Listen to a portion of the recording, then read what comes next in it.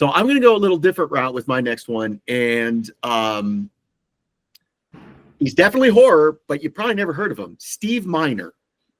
And the reason why I bring him up, because he is known and directed Friday the 13th, and House. I love the movie House.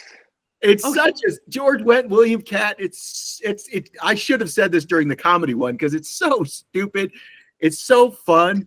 It's hard to find because when you type in House, the TV show with the doctors comes up, and it's like, that's not what I'm talking about. It actually has a sequel, which I think is horrific. It's just bad. But it's got the greatest title, House, the Second Story. It's like, you can't beat that tagline. I didn't know this. He also did H2O for Halloween. Yeah. He's definitely, I did Warlock.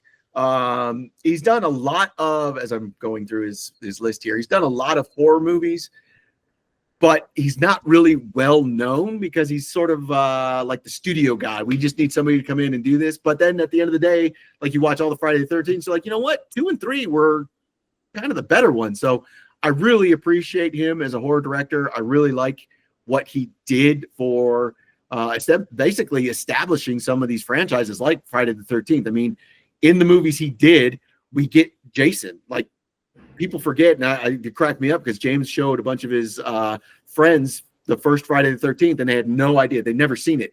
And it's like, yeah, it was Pamela.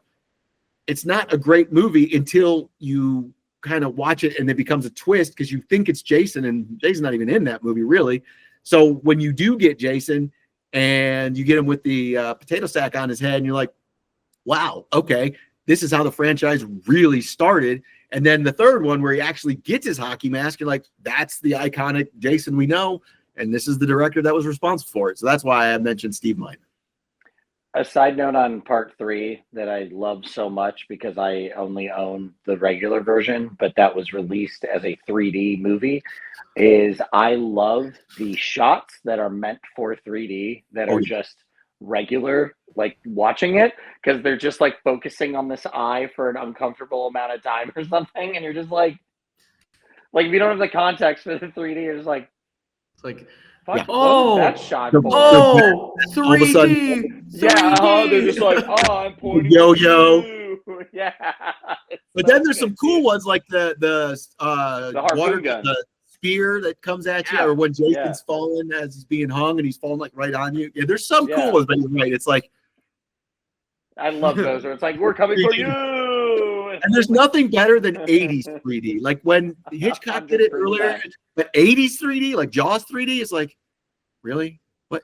Why did we do that in 3D? And it was the old red and blue glasses. It wasn't even good. You're like, yeah, it's outstanding though. Like it's good. It's good. It's good in its own right.